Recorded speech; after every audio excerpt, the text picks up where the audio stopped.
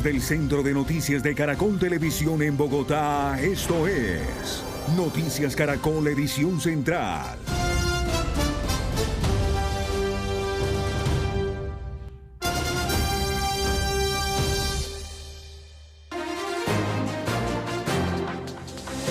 A las 7 de la noche retomamos la noticia del ataque a una estación de la policía en Norosí, eso en el departamento de Bolívar. Paula Belalcázar, ¿qué nuevos detalles se conocen?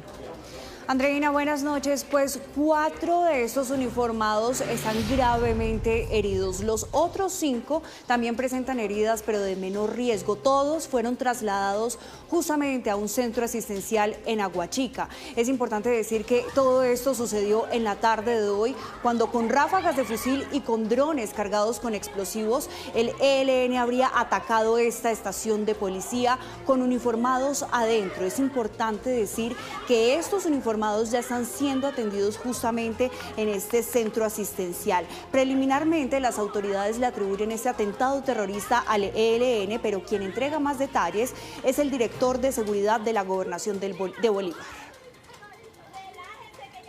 En ese momento, pues nos pusimos en comunicación con el batallón de combate número 3, el CACON 3, y con el comando de la Policía del Departamento de Bolívar y la Brigada 19, para tomar las medidas y así lograr contrarrestar este ataque.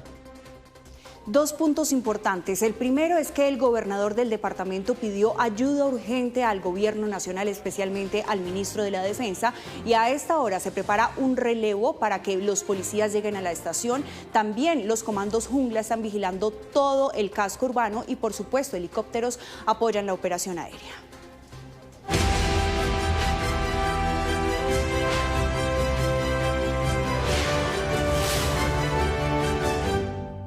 7 de la noche, 2 minutos, y avanza a esta hora el primer Consejo de Ministros del nuevo gobierno en el Palacio de San Carlos, en donde el presidente Abelardo Vélez Prella firmará el decreto de emergencia económica. Nicole Buitrago, ¿qué pasa a esta hora? Ana Milena, este Consejo de Ministros inició hace 1 hora y media aquí en el Palacio de San Carlos, sede de la Cancillería, y en la reunión hay una necesidad en primer momento y es firmar este decreto de declaratoria de emergencia económica. Minutos antes de ingresar a esa primera reunión con su gabinete, el presidente de la República, Abelardo Vélez Prella, dijo que principalmente iban a decretar el día de hoy, a publicar este decreto con varios alivios financieros, también con la determinación de cómo va a ser la entrega de los subsidios de arrendamiento para la población afectada tras este terremoto, pero ha anunciado adicionalmente que hay una medida extraordinaria y es la reducción del gasto público. Ha dicho que empezarán a reducir el gasto puntualmente en varios programas sociales que se empezaron a ejecutar en el gobierno anterior. Firmaremos, quien les habla, junto a todos los ministros de despacho, el respectivo decreto madre de emergencia económica.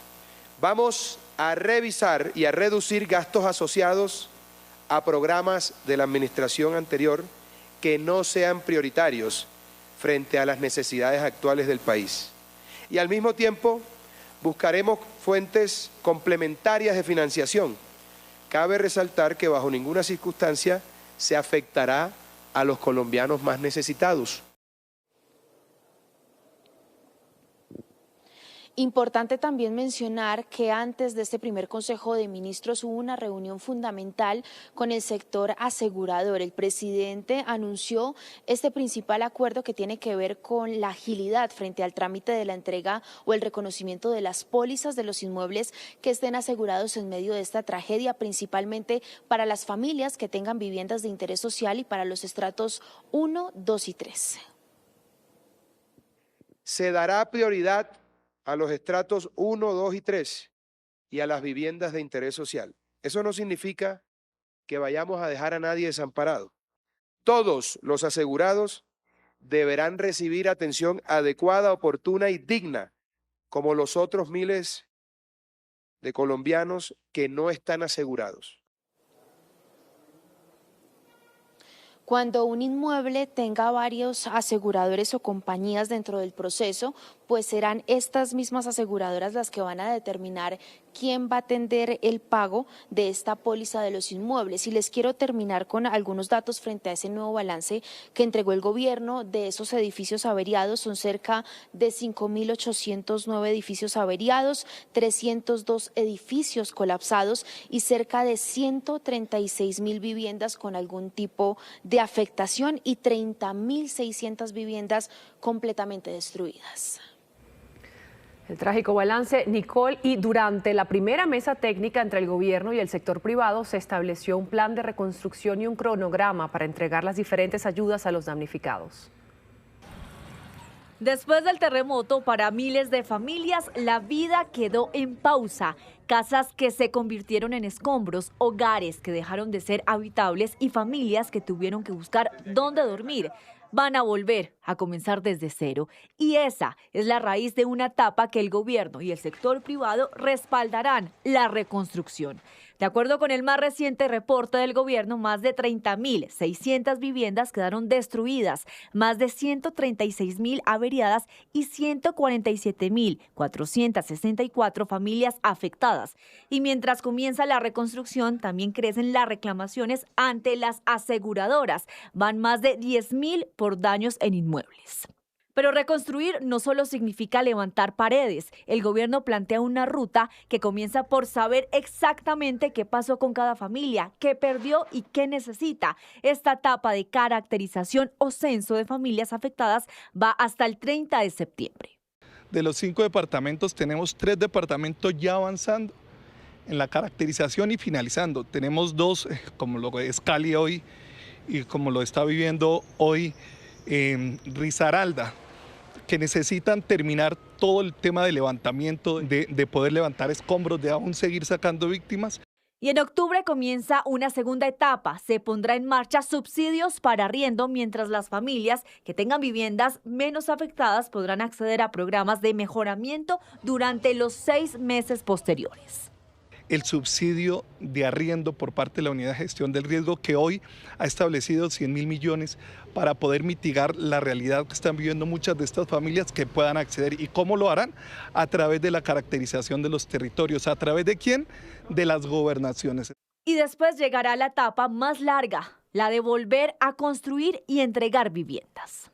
Obviamente articular ya con los constructores de vivienda para ver cuál es la oferta. Nosotros tenemos oferta disponible, tenemos más de 1.000 viviendas hoy terminadas que se podrían vender para estos propósitos.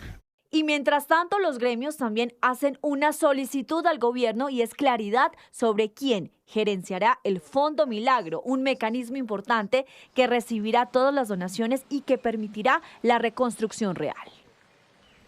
Y a esta hora volvemos a las regiones afectadas por el terremoto. En Pereira está Nicolás Rojas. Nicolás, usted está en uno de los albergues. ¿Qué le dice la gente allí? Ana Milena, pues hay una noticia en desarrollo en este momento en la capital de Risaralda, y es que las personas afectadas, los damnificados que estaban ubicados en el albergue improvisado, si se puede decir, en el Parque Olaya Herrera, pues ya están llegando a uno que organizó la alcaldía, que es en el barrio Kennedy. Están en el proceso de caracterización. Aquí básicamente pues están intentando identificar quiénes hacen parte del núcleo familiar, pero adicionalmente pues ofreciéndole toda la ayuda institucional de la alcaldía de Pereira, precisamente para caracterizar su casa y, si se puede dar el caso, pues ayudarle con las reparaciones o posteriormente una ubicación. Si quiere, pues vamos a intentar conversar un poco con las personas que están haciendo esta identificación. Un segundito para Noticias Caracol. ¿Tu nombre? Laura Hincapié. Laura, ¿cómo es este proceso de caracterización, por ejemplo, para las familias que van a ser ubicadas en este nuevo albergue? Bueno, nosotros lo recibimos, hay una caracterización que se hace por familia, a cada familia tenemos un jefe de hogar, esa persona es la encargada de todos los trámites de esa familia, entonces los caracterizamos, si son personas con discapacidad, si pertenecen a alguna etnia, si tienen en este momento alguna necesidad médica, si tuvieran alguna situación de fallecidos, desaparecidos debido al sismo. Entonces acá lo que hacemos es dejar consignada toda la información y ya pasarlos para ubicarlos acá. ¿Qué servicios van a otorgarles? Bueno, acá nosotros les vamos a dar, van a tener el albergue temporal, entonces van a tener comida, las 3 comidas, desayuno, almuerzo y cena, van a tener también refrigerios, les suministramos agua, tienen baños, tienen duchas. En este momento ya tenemos servicios veterinarios porque hay familias que nos llegan con animalitos y adicional a eso también tienen una asistencia permanente con médico y enfermeros que les atienden los servicios de salud. Hay una diferencia que hay que hacer, es que digamos el Parque Olaya Herrera era un albergue, si se puede decir improvisado, este ya es uno organizado por la alcaldía. Sí, completamente. Lo que pasa es que en el Olaya se asentaron las personas, era de manera desorganizada, eran pues digamos ellos mismos haciendo sus cosas. En cambio aquí nosotros, todo el equipo de la Secretaría de Vivienda, que es la que está encargada de este albergue, estamos trabajando para que las personas estén bien ubicadas, se sientan bien, estén bien atendidas y cuenten con todos los servicios. Muchas gracias, pues vamos a volver a mostrarles el albergue que se ubicó aquí en el sector de Kennedy. Como les estaba mostrando ahorita, hay baños portátiles públicos precisamente para que las personas pues puedan utilizarlos, pero también hay algunas duchas que organizaron para que las personas se puedan bañar, lavamanos, y pues lo que se espera es que por lo menos 80 personas lleguen a este punto. Recordemos que estaban ubicadas antes en el Parque Olaya Herrera acá en la ciudad de Pereira. Una solución temporal pero digna. Nicolás, gracias por la información. Y a esta hora, a las 7:11, volvemos a Cali para conocer más detalles de los anuncios en materia de reconstrucción. Stephanie Perlaza, adelante. Andreina, sí señora, mire, de los 12 albergues que funcionan en Cali, pues la alcaldía está trabajando para garantizar condiciones dignas en cada uno de estos albergues. Adicionalmente, ha dicho el alcalde de la ciudad que trabaja para gestionar recursos propios para los subsidios de vivienda. Recordemos que en Cali son 10.000 las familias damnificadas y 25.000 personas afectadas con este sismo. Lo que ha dicho también la administración distrital es que se requiere de 4 billones de pesos para atención humanitaria de primera medida en la capital vallecaucana. Estas son las medidas para atender a los damnificados en Cali. 56 edificios colapsados ha dejado el terremoto del pasado 10 de agosto en Cali. Otras 127 edificaciones están en alto riesgo de colapso, dejando a más de 10.000 familias afectadas. Ante la grave situación de riesgo, el alcalde de Cali, Alejandro Eder, anunció una serie de medidas para aliviar la carga de los afectados. El Consejo de Cali tendrá sesiones extras para poner en marcha proyectos que ayuden a las familias con diferentes subsidios. Uno de ellos nos da las facultades para poder otorgar subsidios. Pero adicionalmente espero hoy estar haciendo unos movimientos internos en presupuesto que nos permitirán arrancar con algunos subsidios. En todo caso, te complemento la otra, nos estamos preparando para atender a 20.000 familias con subsidios por 4 meses. El primer censo de la Secretaría de Vivienda y Hábitat arrojó que los estratos 3, 4 y 5 son los más afectados. Desde la alcaldía se trabajará en ayudas específicas para la clase media de Cali. Va a haber un proyecto con alivios e incentivos tributarios para ayudar a las personas o propietarios afectados, también incentivos para reactivar la economía. Y también presentaremos un proyecto para crear una medalla que se llamará la Gran Cruz. Ante la emergencia, las necesidades continúan latentes. Los centros de acopio siguen recibiendo ayudas para las familias. Arroz, lentejas, atunes son algunos de los alimentos que las personas pueden donar. Seguimos necesitando ayuda humanitaria no perecedera. Recordemos que esta crisis, pues hay muchas familias que requieren de ese apoyo en cuanto a mercados, en cuanto a agua, no solo en Cali, también en otras ciudades del Valle del Cauca. Mientras que las verificaciones estructurales avanzan, los rescatistas y equipos de bomberos continúan en las labores de búsqueda de personas bajo los escombros. Todavía habrían 5 personas atrapadas, una en el barrio Limonar, 2 en Los Cámbulos y otras 2 más en Cuarto de Legua. El alcalde de Cali también anunció que se iniciarán investigaciones a las edificaciones que fueron construidas entre el 2000 y el 2005 y que no resistieron al terremoto. Asegura que al ser relativamente nuevas no debieron tener afectaciones graves. Edificaciones reducidas a escombros, como estos que ustedes están viendo aquí en la calle de Novena, en el sector de la Alameda, son varias aquí en la capital vallecaucana, tantas que casi 30 toneladas de escombros han sido removidas durante estos 9 días luego del terremoto en la capital vallecaucana. Esto lo ha hecho la Unidad Administrativa Especial de Servicios Públicos, que puso en marcha desde el pasado 10 de agosto una operación especial para atender, transportar y llevar estos escombros en la ciudad. Así se está manejando el tema de los escombros en Cali. A la fecha hemos recolectado más de 30.000 toneladas de residuos de construcción y demolición. Se calcula el número, esto es entre 5 y 6 veces más de los residuos de construcción y demolición RCE que se generan en la ciudad. Estamos en 600 toneladas diarias y aquí hemos superado las 3.000 toneladas diarias de residuos. La Secretaría de Gestión del Riesgo vaya identificando y vaya dando las órdenes para aquellos edificios que lamentablemente se deben demoler. Por supuesto, esta situación de los residuos de construcción y demolición va a aumentar. Hay que decir también que la Ciudadela Petronio continúa como ese punto de acopio donde se reciben las ayudas para las personas damnificadas y también entra en una fase muy especial y es para sostener esas ayudas. Por eso los voluntarios que quieran ayudar en la capital del Valle se pueden dirigir hasta este punto con mercados, con ayudas, pero también con voluntad, más unidos y más fuertes que nunca, porque a Cali la reconstruimos entre todos. Entre todos, sí señora. Gracias, Stephanie. Y seguimos en el Valle del Cauca porque las viviendas que resultaron afectadas y que estaban construidas sobre brazos del mar en Buenaventura serán las primeras que se atenderán durante la reconstrucción en esa ciudad. Juan Pablo Contreras, usted visitó la zona. ¿Qué encontró?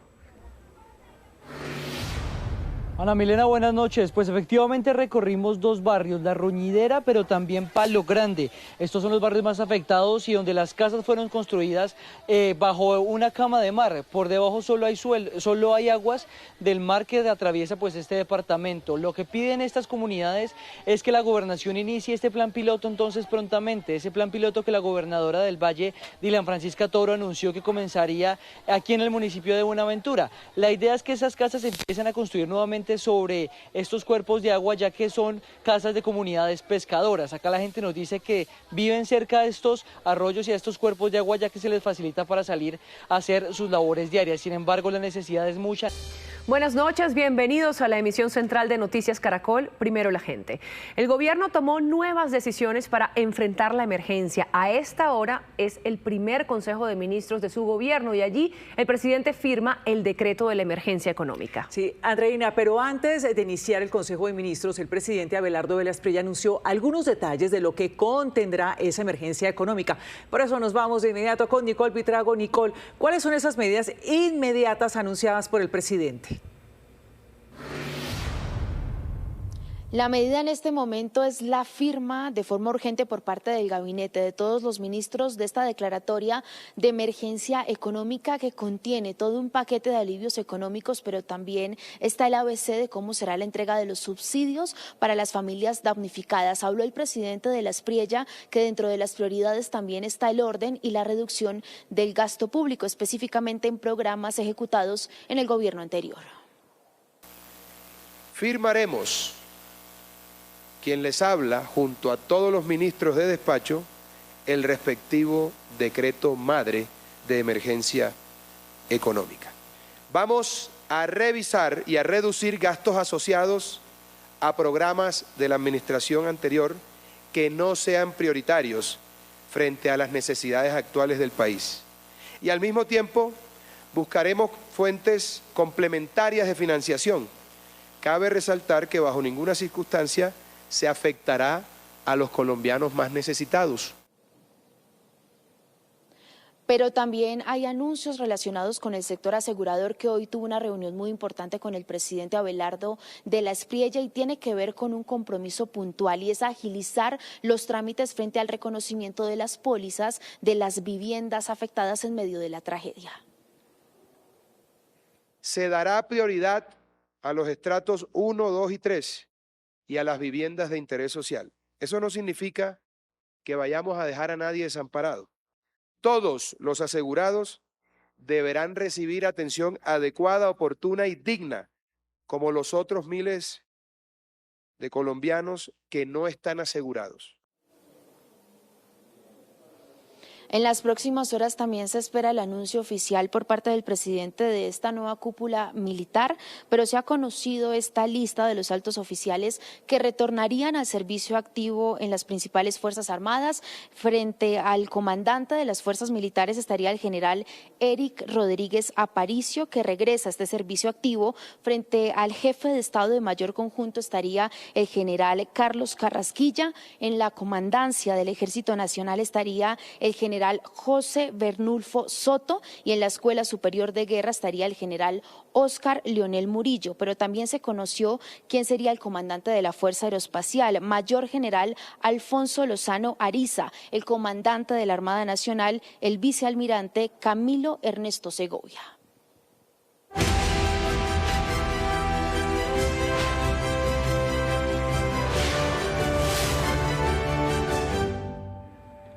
Además de las medidas económicas, los gobiernos nacional y locales también establecieron las primeras rutas para la reconstrucción de las zonas afectadas por el terremoto. Veamos primero cuál es el cronograma nacional en el que también participa el sector privado. Después del terremoto, para miles de familias, la vida quedó en pausa. Casas que se convirtieron en escombros, hogares que dejaron de ser habitables y familias que tuvieron que buscar dónde dormir. Van a volver a comenzar desde cero. Y esa es la raíz de una etapa que el gobierno y el sector privado respaldarán: la reconstrucción. De acuerdo con el más reciente reporte del gobierno, más de 30.600 viviendas quedaron destruidas, más de 136.000 averiadas y 147.464 familias afectadas. Y mientras comienza la reconstrucción, también crecen las reclamaciones ante las aseguradoras. Van más de 10.000 por daños en inmuebles. Pero reconstruir no solo significa levantar paredes. El gobierno plantea una ruta que comienza por saber exactamente qué pasó con cada familia, qué perdió y qué necesita. Esta etapa de caracterización o censo de familias afectadas va hasta el 30 de septiembre. De los 5 departamentos, tenemos 3 departamentos ya avanzando en la caracterización y finalizando. Tenemos 2, como lo es Cali hoy y como lo está viviendo hoy Risaralda, que necesitan terminar todo el tema de levantamiento, de poder levantar escombros, de aún seguir sacando víctimas. Y en octubre comienza una segunda etapa. Se pondrá en marcha subsidios para arriendo, mientras las familias que tengan viviendas menos afectadas podrán acceder a programas de mejoramiento durante los 6 meses posteriores. El subsidio de arriendo por parte de la Unidad de Gestión del Riesgo, que hoy ha establecido 100.000 millones para poder mitigar la realidad que están viviendo muchas de estas familias, que puedan acceder. ¿Y cómo lo harán? A través de la caracterización de los territorios. ¿A través de quién? De las gobernaciones. Y después llegará la etapa más larga, la de volver a construir y entregar viviendas. Obviamente articular ya con los constructores de vivienda para ver cuál es la oferta. Nosotros tenemos oferta disponible, tenemos más de 1.000 viviendas hoy terminadas que se podrían vender para estos propósitos. Y mientras tanto, los gremios también hacen una solicitud al gobierno, y es claridad sobre quién gerenciará el Fondo Milagro, un mecanismo importante que recibirá todas las donaciones y que permitirá la reconstrucción real. Y a las 7 de la noche, 26 minutos, vamos a las ciudades para conocer las primeras decisiones dentro del plan de reconstrucción y asistencia social. Ustedes los ven allí, nuestros periodistas están listos en las ciudades donde se presenta la emergencia para hablarnos de esas medidas. Vamos a iniciar en Pereira. Nicolás Rojas, ¿cuáles son esos primeros pasos en materia de reconstrucción y auxilios? Pues Ana Milena, varias noticias. Lo primero, la Secretaría de Vivienda confirma que ya se identificaron 36.000 viviendas que se vieron afectadas seriamente por el terremoto y que van a empezar su proceso de reparación. Hoy tenemos 36.000 identificadas, caracterizadas con todos los programas y aplicativos que maneja la DIGER. ¿Qué nos falta? Hoy nos aprueban 100.000 mejoramientos, pero nos indican que esta metodología va a ir por fases. Estamos a la espera de la visita del ministro y del viceministro de Vivienda la próxima semana o antecitos, finalizando esta semana, donde nos indicarán esa metodología y poderle dar una respuesta más ágil y oportuna a todos los pereiranos. Hablamos de 6 millones de pesos en recursos propios para cada pereirano, pero esperemos las directrices del gobierno nacional, porque sería por ahora dar una respuesta no consolidada. Pero también hay noticias relacionadas con la reactivación económica. Se van a otorgar subsidios de arriendo para las personas que perdieron sus viviendas. También se van a entregar auxilios económicos para los vendedores informales y apoyos económicos para los pequeños empresarios.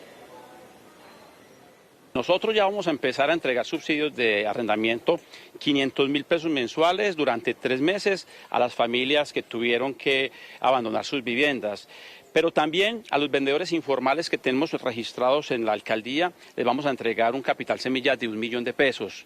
Estas ayudas las entregaremos a través de la Cruz Roja Colombiana. A los comerciantes que tuvieron afectaciones en sus negocios les vamos a entregar un subsidio de hasta 5 millones de pesos. Este subsidio se entregará a través de la Cámara de Comercio de Pereira. Hay que señalar que este dinero se va a entregar por fuentes que consiguió la alcaldía de Pereira, pero también otra de las noticias importantes es que el próximo fin de semana, puntualmente el sábado, se va a rehabilitar el Aeropuerto Internacional Matecaña. ¿Y el aeropuerto cuándo empieza a funcionar? Estamos nosotros preparando todo para iniciar, Dios mediante, este fin de semana, el sábado. Esperamos el sábado tener los primeros, la reactivación y el ingreso de los primeros vuelos comerciales. Pero bien, también hay otra noticia que se está desarrollando en Pereira y es que se habilitó este nuevo albergue en el sector conocido como Kennedy para recibir las personas que estaban ubicadas en el Parque Olaya. Esto fue un asentamiento improvisado, son 8 carpas, se van a recibir 80 personas y a este tipo de albergues están llegando los sacerdotes, los obispos del país para escuchar a las personas que lastimosamente estaban viviendo un momento complicado, para aconsejarlos y regalarles un minuto de oración.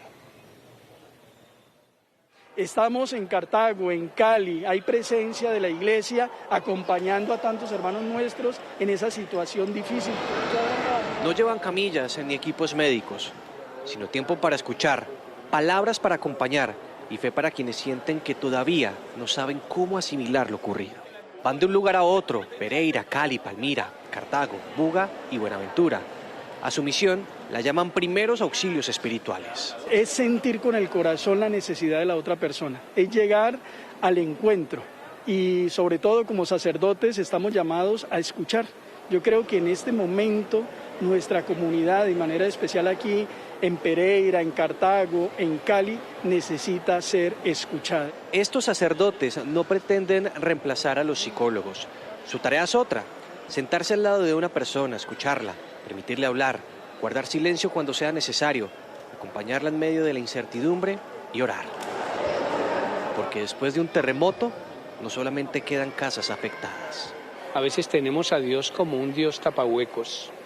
O sea, Dios a veces solo entra a cubrir situaciones de frustración o solo tenemos a Dios como el amigo de las buenas circunstancias. Hay que ayudarle a la persona a descubrir que toda la existencia es presencia divina. Hay cicatrices que no se ven. Aún quedan personas con miedo de volver a dormir, el miedo del mañana y recuerdos que regresan una y otra vez. Superar todo, la tristeza, la rabia, como la incertidumbre de todo. Y a través de hablar con ellos llega la calma. Y el profundo dolor que deja la pérdida de un ser querido. Habemos muchas personas aquí, cierto que lo hemos perdido todo. Entonces, a veces uno queda como pensando qué vamos a hacer, qué va a pasar con nosotros, y entonces ellos nos aconsejan sobre eso. La angustia de no saber qué viene después. Tenemos algo muy preciado que es la vida, y tenemos la valentía de volver a salir adelante. Pero para algunas personas, hablar y rezar ayuda. Dios me dijo, no hermano, es para allá y vamos para adelante y no se echa a morir, porque vamos a salir de esto y vamos a salir más fuertes todavía. Este grupo de sacerdotes no saben exactamente cuántas personas van a encontrar en el camino, pero sí llevan una consigna. Todavía falta mucho por escuchar y sanar. Las necesidades no son solo materiales, también psicológicas y espirituales. Ahora vamos a Cali nuevamente para conocer allí cómo avanza el proceso de búsqueda de personas y cuáles son las últimas medidas anunciadas por el alcalde Stephanie Perlaza. ¿Cuáles son las razones para esa investigación de la que habla el alcalde? Sí, Andreina, mire, todavía se adelantan labores de búsqueda de cuerpos en los barrios El Limonar, Los Cámbulos y Cuarto de Legua. Y con respecto a las investigaciones, pues el alcalde ha anunciado investigaciones a edificaciones colapsadas que fueron construidas entre los años 2000 y 2005, porque ha dicho él que al ser relativamente nuevas, pues no debieron presentar este tipo de afectaciones. ¿Para qué son esas investigaciones? Pues para determinar si hubo fallas en la construcción, en el diseño o en el cumplimiento de las normas. 56 edificios colapsados ha dejado el terremoto del pasado 10 de agosto en Cali. Otras 127 edificaciones están en alto riesgo de colapso, dejando a más de 10.000 familias afectadas. Ante la grave situación de riesgo, el alcalde de Cali, Alejandro Eder, anunció una serie de medidas para aliviar la carga de los afectados. El Consejo de Cali tendrá sesiones extras para poner en marcha proyectos que ayuden a las familias con diferentes subsidios. Uno de ellos nos da las facultades para poder otorgar subsidios. Pero adicionalmente espero hoy estar haciendo unos movimientos internos en presupuesto que nos permitirán arrancar con algunos subsidios. En todo caso, te complemento la otra, nos estamos preparando para atender a 20.000 familias con subsidios por 4 meses. El primer censo de la Secretaría de Vivienda y Hábitat arrojó que los estratos 3, 4 y 5 son los más afectados. Desde la alcaldía se trabajará en ayudas específicas para la clase media de Cali. Va a haber un proyecto con alivios e incentivos tributarios para ayudar a las personas o propietarios afectados, también incentivos para reactivar la economía. Y también presentaremos un proyecto para crear una medalla que se llamará la Gran Cruz. Ante la emergencia, las necesidades continúan latentes. Los centros de acopio siguen recibiendo ayudas para las familias. Arroz, lentejas, atunes son algunos de los alimentos que las personas pueden donar. Seguimos necesitando ayuda humanitaria no perecedera. Recordemos que esta crisis, pues hay muchas familias que requieren de ese apoyo en cuanto a mercados, en cuanto a agua, no solo en Cali, también en otras ciudades del Valle del Cauca. Mientras que las verificaciones estructurales avanzan, los rescatistas y equipos de bomberos continúan en las labores de búsqueda de personas bajo los escombros. Todavía habrían 5 personas atrapadas, una en el barrio Limonar, 2 en Los Cámbulos y otras 2 más en Cuarto de Legua. El alcalde de Cali también anunció que se iniciarán investigaciones a las edificaciones que fueron construidas entre el 2000 y el 2005 y que no resistieron al terremoto. Asegura que al ser relativamente nuevas no debieron tener afectaciones graves. Gracias por continuar con nosotros. Las viviendas que resultaron afectadas y que estaban construidas sobre los brazos del mar en Buenaventura serán las primeras que se atenderán durante la reconstrucción en esta ciudad. Hacemos contacto con Juan Pablo Contreras. Juan Pablo, usted visitó esta zona de Buenaventura. ¿Qué encontró? Andreina, buenas noches. Sí, señora, recorrimos 2 de esos sectores más afectados, Palo Seco y La Roñidera, y justamente estamos en un albergue en La Roñidera donde sus habitantes están en este momento preocupados porque las carpas que les alquilaron les están pidiendo pues que paguen los días adicionales y si no, se las van a quitar. Aquí dicen que no tienen los medios y que entonces le siguen pidiendo ayuda al gobierno para que inicie el proceso de reconstrucción de estas viviendas que, como usted lo mencionaba, Andreina, fueron construidas sobre el mar, con unas columnas de madera sobre el mar y pues que fueron las que más sufrieron afectaciones. Debajo de las casas donde en cualquier otro barrio habría tierra, por aquí pasa el mar. En este rincón de Buenaventura las viviendas fueron levantadas sobre el agua. Son casas palafíticas, construidas durante décadas por familias que aprendieron a convivir con la marea, pero el movimiento de tierra terminó con sus viviendas. ¿Espera usted reconstruir en este mismo terreno? Aquí mismo, sí, aquí mismo. Tantos años que tenemos como 40 y pico años estar viviendo aquí. Entonces me parece seguir viviendo, pues hacer su casa aquí mismo. Para muchos alejarse del mar también significa alejarse de su trabajo, de sus redes familiares y de una forma de vida que han construido durante años. La mayoría de quienes viven en estos barrios son pescadores. Mi marido es embarcado, él es pescador. Yo y comerciante, yo vendía mi cacharro aquí, vendía papitas, cosas así de mercado y todo se fue, todo, la casa, todo. Aquí se han mantenido unidos por la fuerza de su comunidad, se han dado la mano y aunque las casas han caído, no ha faltado el techo para pasar la noche. Cuando a alguien se le cayó la casa y gritaba, salía un vecino, salía el otro, han ayudado todos en común a desbaratar las casas, todo lo han hecho en común. Y es que justamente el plan piloto de la reconstrucción del Valle del Cauca comenzará aquí, en Buenaventura, según la gobernadora. Ya vamos a hacer un primer piloto con 90 viviendas en Buenaventura, palafíticas, y que las vamos a reconstruir con ellos mismos, con la comunidad, lógicamente pagándoles sus jornales para que ellos puedan tener ingresos y así de esa manera vamos a comenzar. Por lo pronto las comunidades seguirán haciendo a un lado los escombros, para alistar un nuevo terreno para reconstruir sus vidas. Chocó, otra de las regiones duramente golpeadas por el sismo, recibió hoy a un grupo de militares argentinos y también a expertos de la Universidad Nacional de Colombia. Julián Ríos, ¿cuál será la misión de estos dos grupos en Quibdó? Hola Ana, mírenla, le cuento cuál es la misión aquí al lado de estos jóvenes de Quibdó que están llegando a todos los barrios. Aquí llegaron al barrio Tomás Pérez a ayudar a descargar la mercancía y la ayuda humanitaria que está llegando a diferentes rincones del país e internacional. Pues se trata de unos soldados argentinos, 32 militares que llegaron en un avión de la Fuerza Aérea, traen maquinaria importante y una planta muy especial que va a poner el agua al servicio del consumo de los quibdoteños y también de los chocuanos. Esta es una importante ayuda porque potabilizará todo el agua que está entrando en malas condiciones aquí a diferentes barrios. Van a estar en las zonas afectadas, igualmente traen un restaurante de campaña.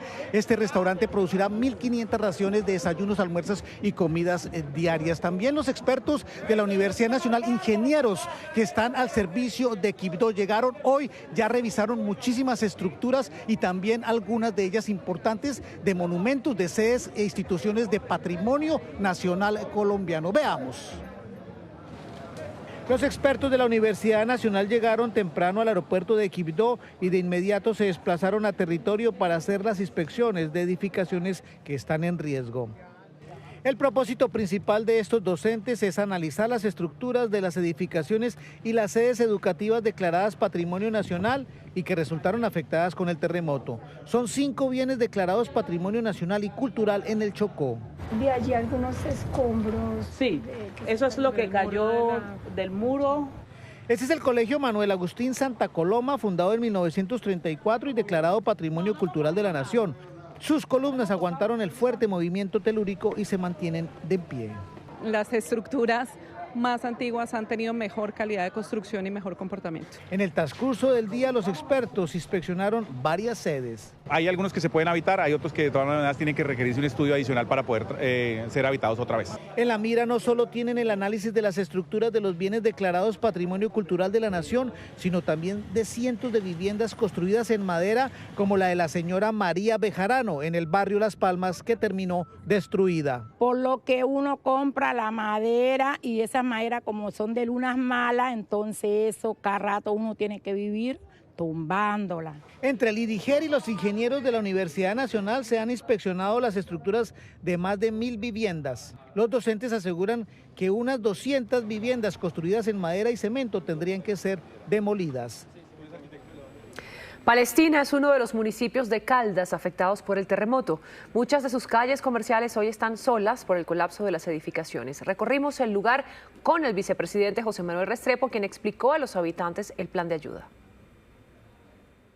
En Palestina, Caldas, 9 días después de la tragedia, el silencio se convirtió en parte del paisaje. Calles vacías, escombros, rastros de ropa y locales cerrados. En las pocas puertas que aún permanecen en pie, un aviso se repite y estremece: riesgo de colapso. Hubo gente que tuvo más comprometidos los bienes, pues obviamente están recibiendo sus ayudas, pero en la parte de materiales apenas se comenzó a recibirle el beneficio en todo el territorio. Paredes abiertas, techos venidos abajo y negocios que se quedaron a mitad de camino reflejan la fuerza con la que el terremoto sacudió la tierra. Estas viviendas también quedaron desocupadas, estas familias se reubicaron, esa no tuvo afectación, pero de acá para allá todas tuvieron afectación. Hasta Palestina llegó el vicepresidente de la República, José Manuel Restrepo, para recorrer las zonas más afectadas y hablar con las comunidades que hoy esperan una respuesta. En esas zonas, entonces, viene la recuperación de las instituciones educativas y viene la gobernación a concurrir con el municipio para alguna recuperación de esas viviendas rurales. Incluso ha pensado en algunas construcciones que ya se han venido haciendo o planeando para otros municipios del departamento de Caldas. ¿Cuánto puede valer para Caldas la reconstrucción? El cálculo que tenemos es de 1.4 billones de pesos aproximadamente. A los habitantes de Palestina y de Chinchiná, municipios separados por apenas 20 minutos, les aseguró que el plan de reconstrucción ya está en marcha. El gobernador de Caldas, Henry Gutiérrez, advierte que el terremoto dejó una huella profunda. Nosotros tenemos 9.500 viviendas afectadas, de ellas 2.250 en el piso, inhabitables. Tenemos la mitad de nuestra infraestructura educativa del departamento afectada. De 950 o 940 instituciones educativas tenemos 280 afectadas, muchas de ellas con pérdida total. Caldas todavía carga con las heridas del terremoto, pero entre los escombros sus habitantes se aferran a lo que queda, su tierra, sus pueblos y la esperanza de volver a empezar.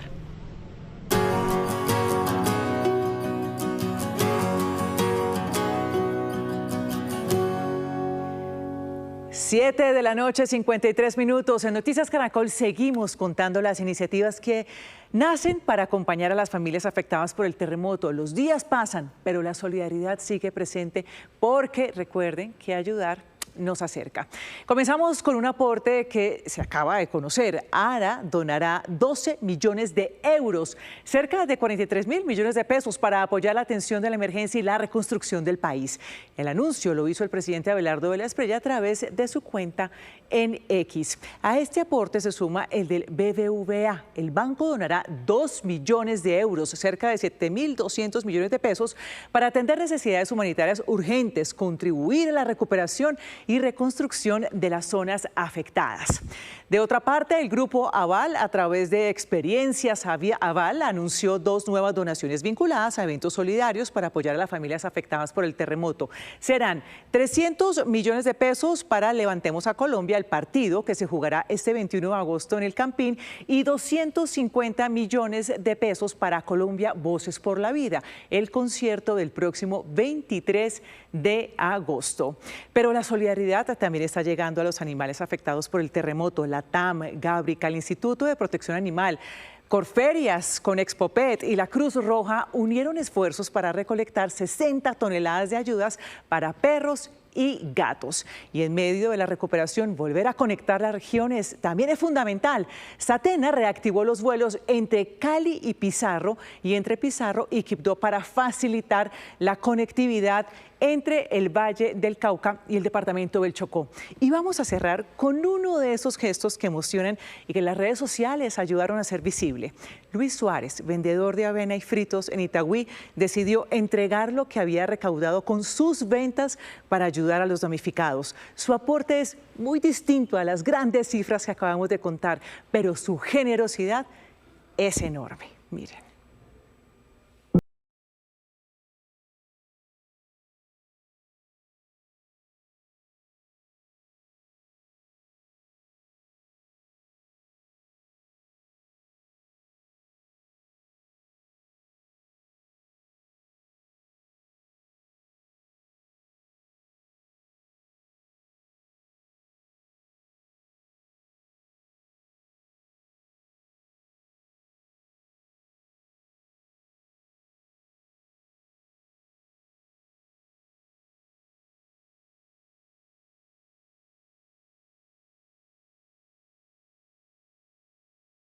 De los buenos corazones como el de don Luis, hoy también llegaron militares argentinos al país y desde varios países del mundo se mantiene la solidaridad con Colombia. Carolina Bejarano, ¿desde qué lugares llegaron hoy las ayudas? Buenas noches.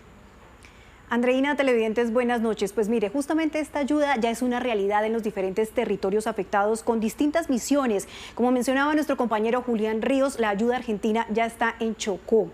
Miren en estas imágenes, las Fuerzas Armadas argentinas también llegaron con equipamiento para cadena de frío, comunicaciones radiales y satelitales y 7.500 raciones individuales de emergencia que comenzarán a utilizarse de acuerdo a las necesidades identificadas en el terreno.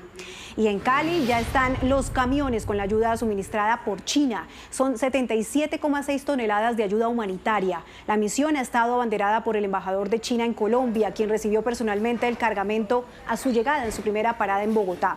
La donación incluye 7.000 mantas termoprotectoras, 1.900 carpas de campaña, 200 lámparas solares, 15 plantas móviles purificadoras de agua y 20 generadores de energía, entre otros.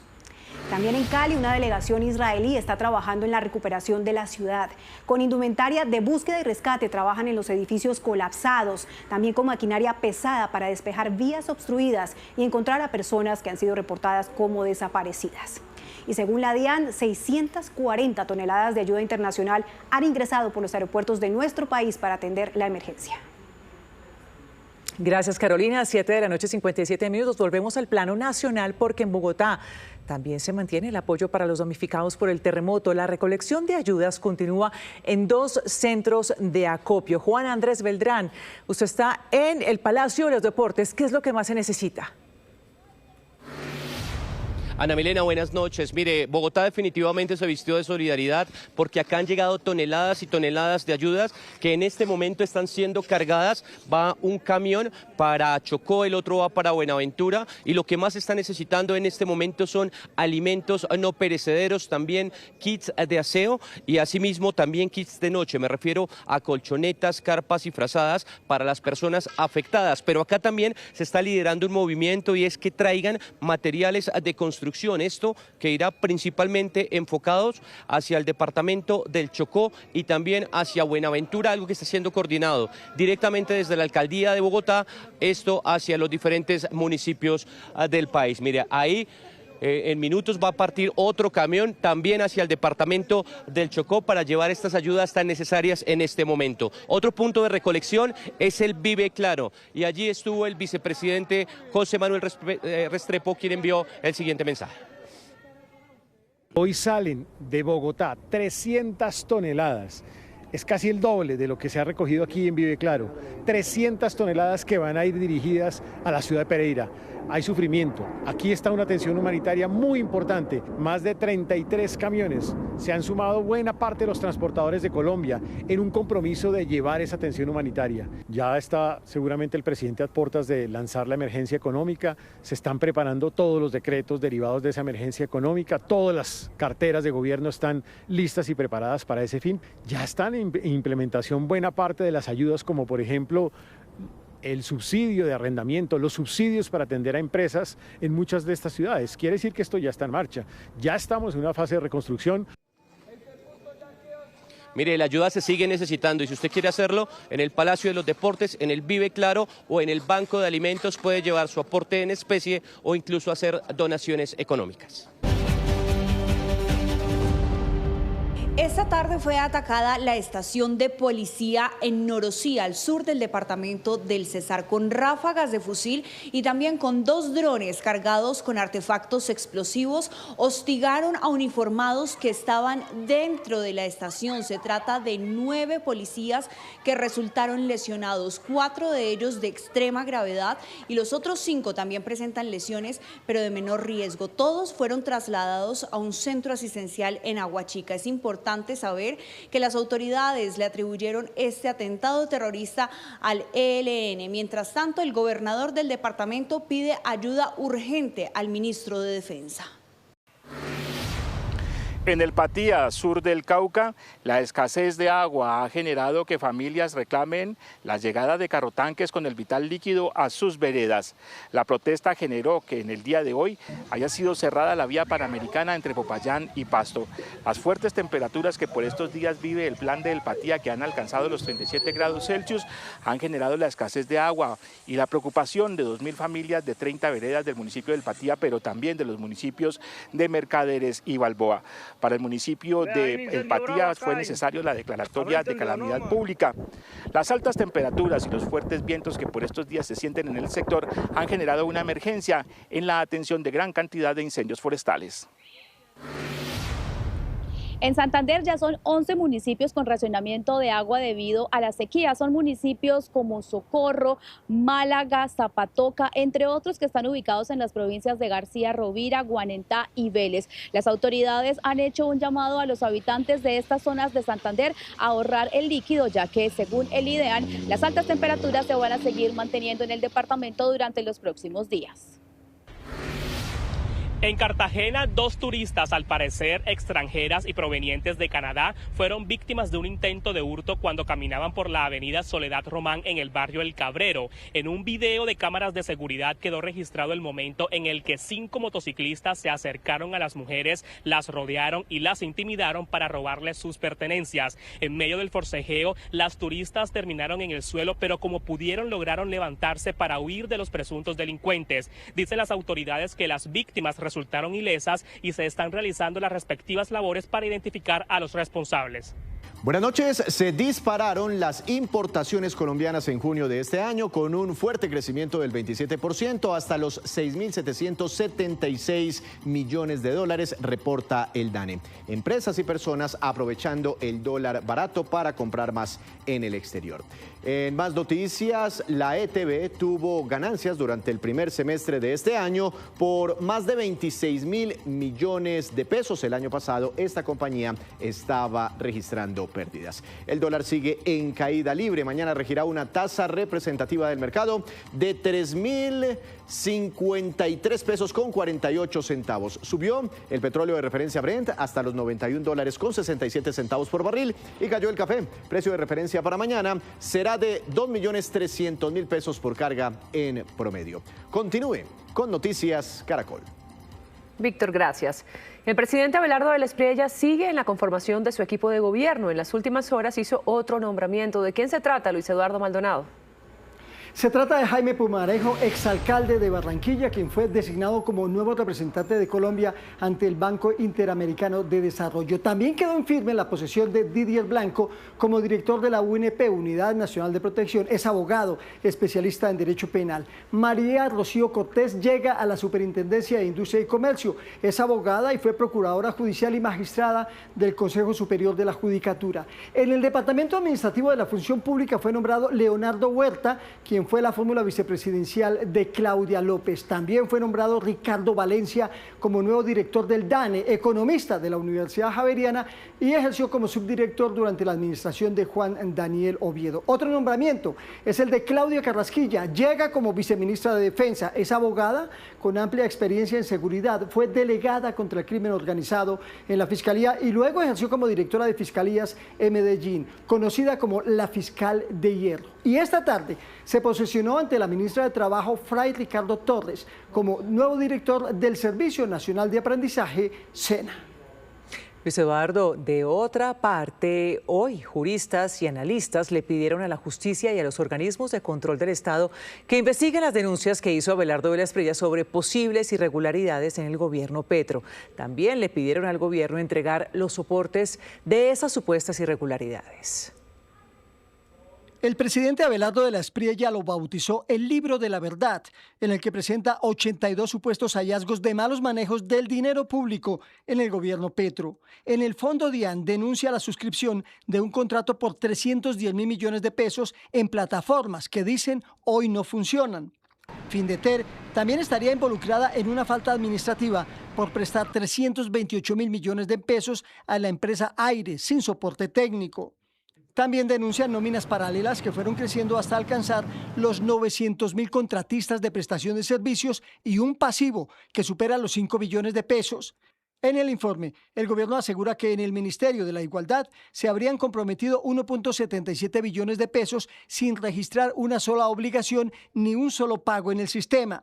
En el sector defensa, el documento cuestiona un proyecto que supera los 6.3 billones de pesos para desarrollar el escudo nacional antidrones. Además, reporta un déficit presupuestal de 14 billones de pesos solo para el Ejército Nacional. Según el documento, la situación fiscal es uno de los casos de mayor gravedad. Dice que el déficit del gobierno nacional alcanzó el 6.4% del PIB en el 2025, con un registro histórico de emisiones de bonos de deuda pública para financiar el gasto del Estado. Y dentro de la extensa lista, no quedó por fuera el escándalo de los carrotanques en la unidad de gestión de riesgo.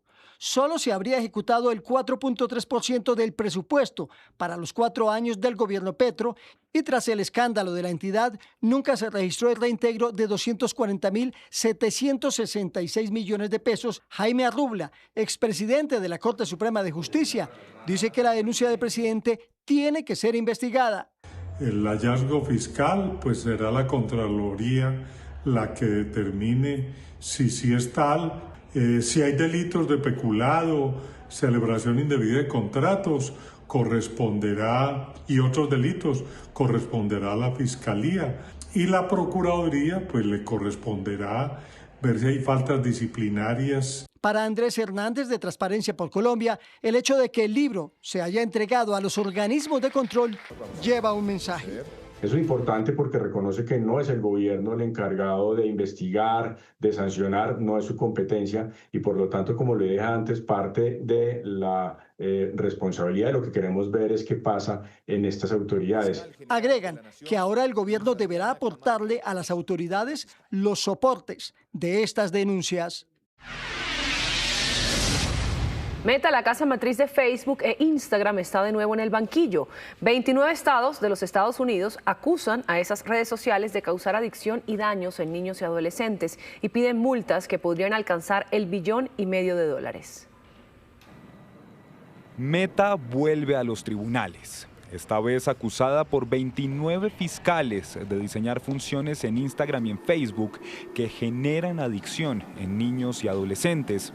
La jueza Ivonne González y un jurado de 8 personas escucharán en el tribunal de Oakland, en California, los argumentos de los fiscales, así como a Mark Zuckerberg y otros ejecutivos de la empresa.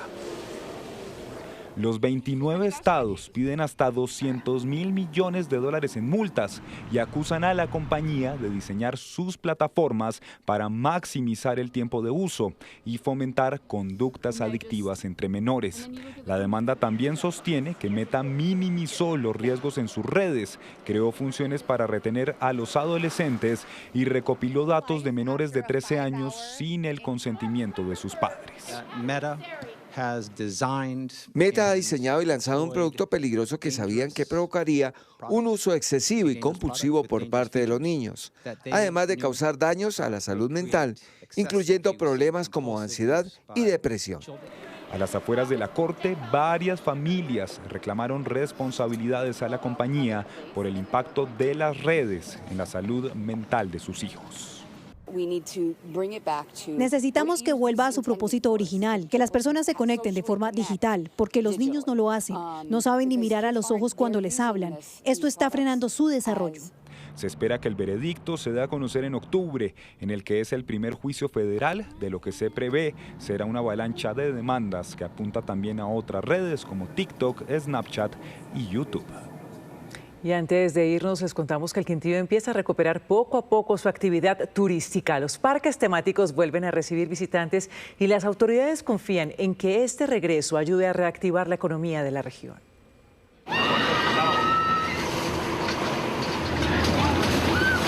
Esta mañana el Parque del Café en Montenegro, Quindío, reabrió sus puertas. La familia Ramírez, que viajó desde Palermo, Huila, a celebrar el cumpleaños de la hija, se encontró un día primaveral y el 90% del parque en funcionamiento.